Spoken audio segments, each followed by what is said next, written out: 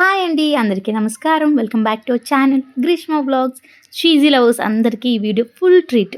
ఒక్కసారి ఈ cheesy pasta recipe try చేస్తే మళ్ళీ రెస్టారెంట్ నుంచి అస్సలు తెచ్చుకోకుండా ఇంట్లోనే చేస్తారు.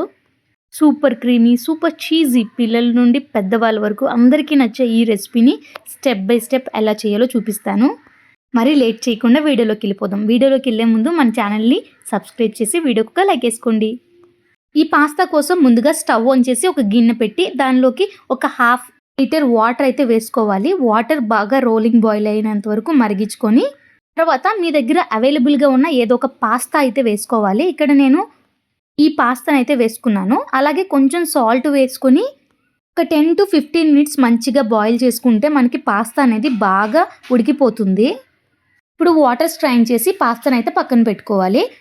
తర్వాత స్టవ్ ఆన్ చేసి ఇంకొక కడాయి పెట్టుకొని దానిలోకి నెయ్యి లేకుంటే ఆయిల్ కూడా వేసుకున్నా నో ప్రాబ్లం. ఒక 2 టీ స్పూన్లు నెయ్యి అయితే వేసుకోవాలి. అలాగే చిన్నగా చాప్ చేసుకున్న వెల్లుల్లి కూడా వేసుకుని బాగా కలుపుకోవాలి. వెల్లుల్లి మనకి కలర్ చేంజ్ అయ్యాక 3 టేబుల్ స్పూన్స్ మైదా పిండి అయితే వేసుకోవాలి.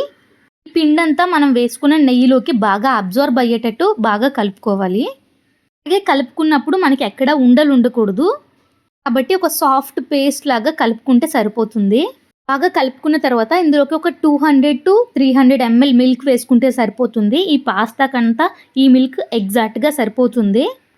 ఇప్పుడు ఈ మిల్క్లోకి మైదా పిండి మొత్తం ఒక క్రీమీ టెక్స్చర్ వచ్చినంత వరకు కలుపుకోవాలి, లేకుంటే ఉండలు కట్టేస్తుంది. పిండి అంతా మిల్క్లోకి బాగా మిక్స్ అయిన తర్వాత ఇందులోకి ఒక చీజ్ క్యూబ్ వేసుకుంటే సరిపోతుంది. మీకు చీజీగా ఇంకా ఎక్కువ కావాలంటే ఇంకో క్యూబ్ ఎక్స్ట్రాగా వేసుకోవచ్చు. ఇక్కడ మీరు ఏ చీజ్ అయినా వాడుకోవచ్చు.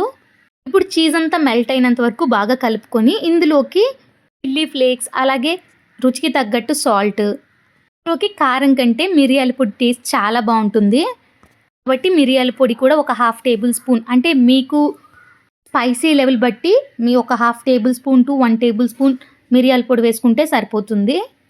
అలాగే కొంచెం బయట టేస్ట్ రావాలి అంటే ఒక 1/2 టేబుల్ స్పూన్ షుగర్ వేసుకుంటే చాలా బాగుంటుంది.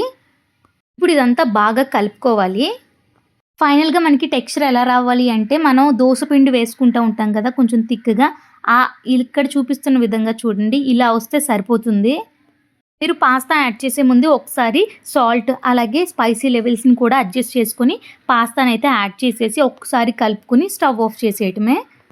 పాస్తా అయితే ముందుగానే మనం బాగా కుక్ చేసుకోవాలి, లేకుంటే ఇక్కడ మనకి పాస్తాని కుక్ చేసే టైం ఉండదు కాబట్టి ముందే పాస్తా బాగా కుక్ అయితే తినడానికి చాలా సాఫ్ట్గా ఉంటుంది. ఇంతేనండి, సింపుల్గా చేసుకునే చీజీ పాస్తా. ఈ మన చీజీ పాస్తా మీకు నచ్చింది అనుకుంటే వీడియోకి ఒక లైక్ చేయండి. అలాగే మీ ఫ్రెండ్స్ అండ్ ఫ్యామిలీ మెంబర్స్తో షేర్ చేయండి. ఇలాంటి ఈజీ అండ్ టేస్టీ రెసిపీస్ కోసం మన ఛానల్ని సబ్స్క్రైబ్ చేయండి. ఇంతవరకు చూసినందుకు చాలా థ్యాంక్స్. మళ్ళీ ఇంకో వీడియోలో మళ్ళీ కలుద్దాం. అంతవరకు బాయ్.